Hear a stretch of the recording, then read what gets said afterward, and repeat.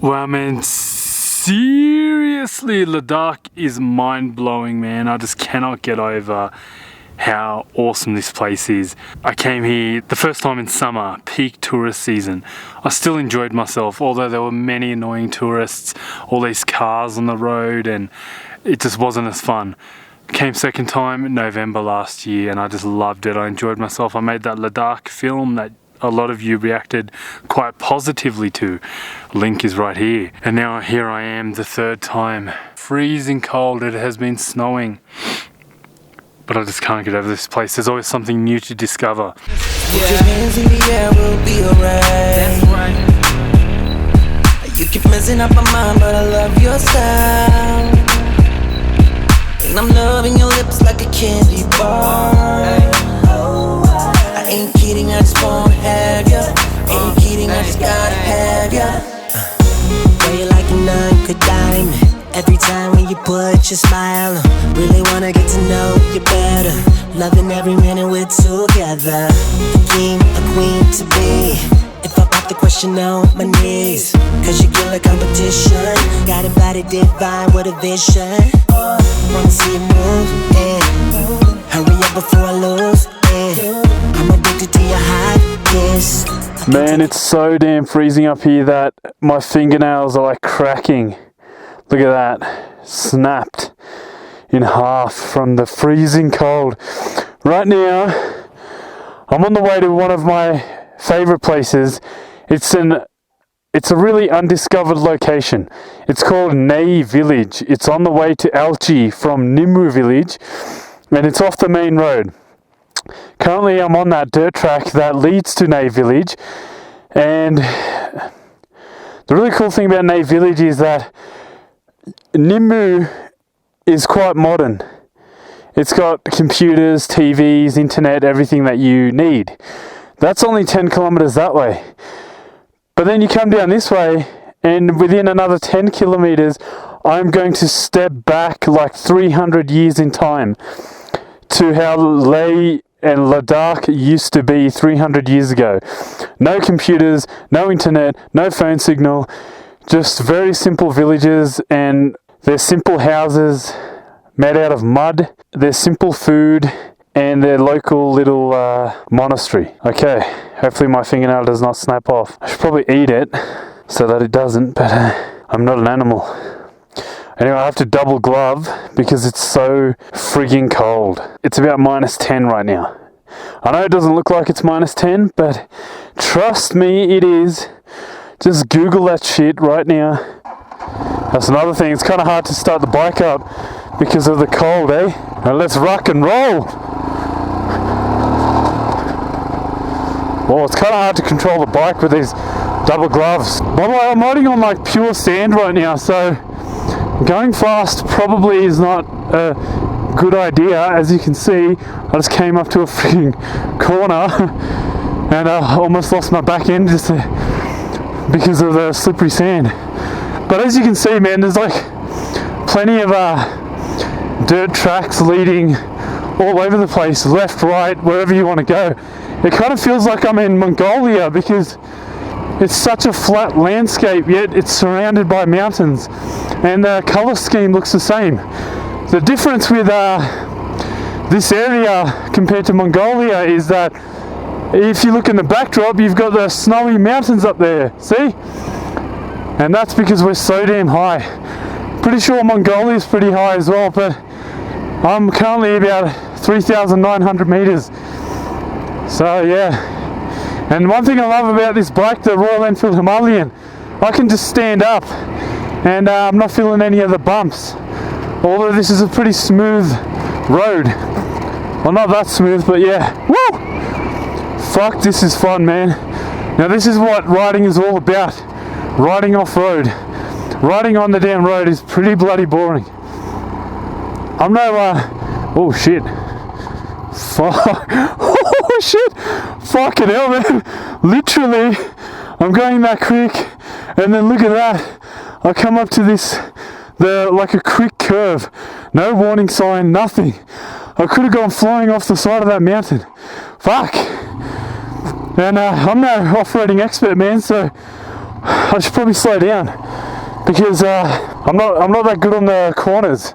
I haven't taken a off-roading course or anything, which I do intend on doing in the future. It'll help a lot. Anyway, look at that. That's Ney Village right there. Frigging amazing, man.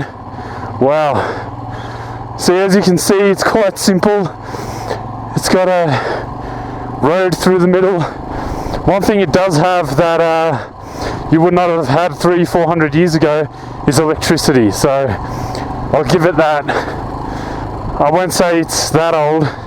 Everyone comes here, man, and they just go to Pangong Lake, Nubra Valley, Disket, and all those places, which are amazing, but you kind of get sick of them.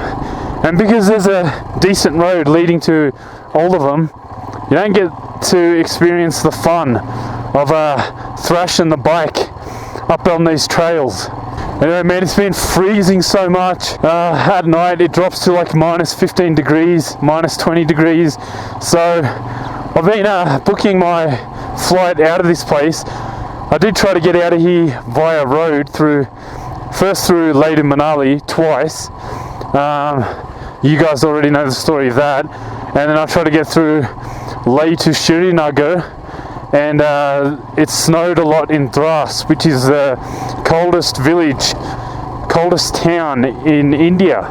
Apparently the second coldest inhabited place in the world.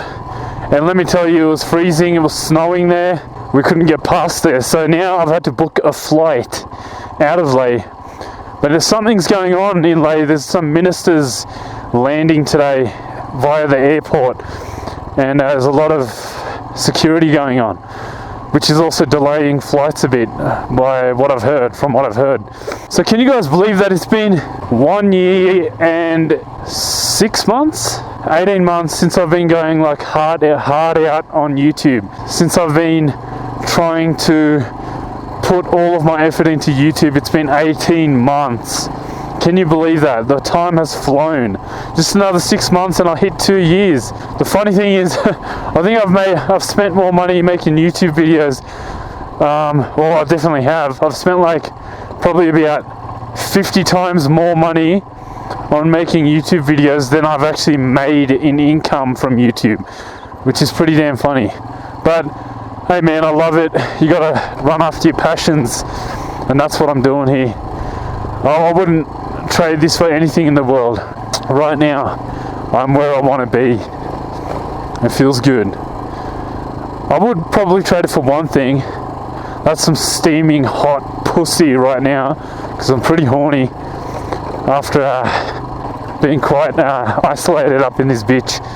These are quite some cute animals, man. These scary looking things with the pointy horns, but they're quite friendly, man. They're quite friendly. Man, this bike is rattling like a bitch. Kind of feels like I've got a punctured tire, but I know I don't. Ooh. Yeah, so there's like a golden Buddha statue down here, which is part of the monastery, and it looks quite amazing. And there it is in the distance. Oh man, seriously, like even with these double gloves, my hands are freaking freezing.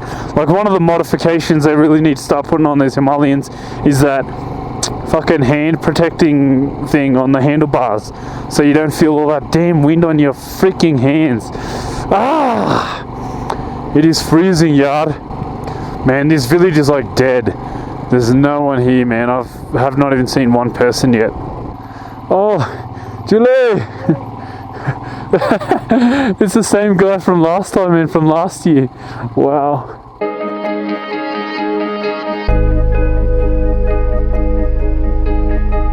I'm gonna try my best to speak Hindi to this guy because he won't understand English. I had to speak Hindi to him last time. Well, fail Hindi, but I tried at least, so. Oh, wow.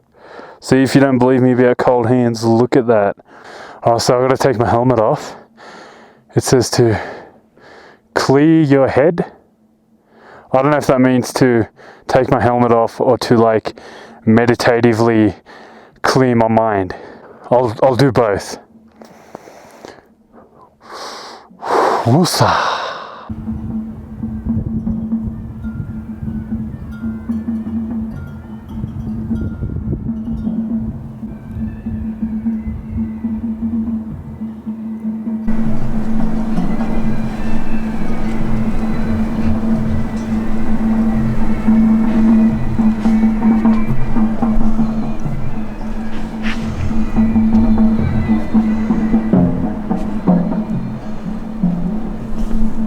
this is just remarkable, this huge Buddha statue. I just can't believe how massive it is. It's almost like 50 meters high. And this is not even one of the biggest ones. There's another one if you drive another 40 kilometers in the direction that I was going towards Alchi. There's a freaking huge one. I forgot what it's called, but mate, it's like 100 meters high.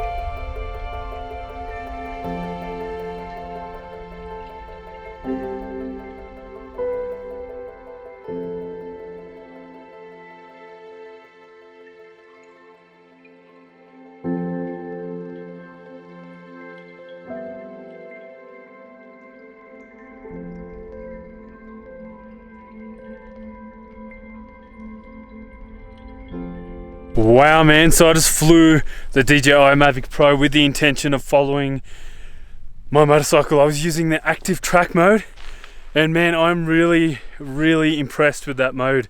So I was going like up and down, as you can see. So where I started was higher, and as I came down, the Mavic Pro was able to keep its altitude at where I first started. However, it kept tracking my motorcycle, which was amazing. And then I was able to bring the Mavic Pro down a bit more, and it was following my motorcycle. And man, as the terrain got higher, the Mavic Pro automatically adjusted its height. It's like with those sensors, it detected from that high up that the terrain is getting higher, so therefore the Mavic Pro started getting higher as well to compensate. And it followed my drone, man, like just on that amazing trail, just on the freaking sand. That was such a good ride. The problem was I couldn't really focus on riding that much because I was too focused on looking at the screen of the Mavic Pro. So that's one of the difficulties of solo riding, is it's really hard to film myself. It would be so much easier to film someone else riding, but man, I really wanted to just let loose, and I'm definitely sure the Mavic Pro would have kept up if I had let loose on the throttle. It definitely can keep up, man. It can do like 65 kilometers per hour. I was doing about 50. I'm really liking this purchase. It's so much easier than my last drone, the DJI Phantom 3 Advanced, where I had to do everything manually, and therefore the shots weren't as great. Wow man, wow.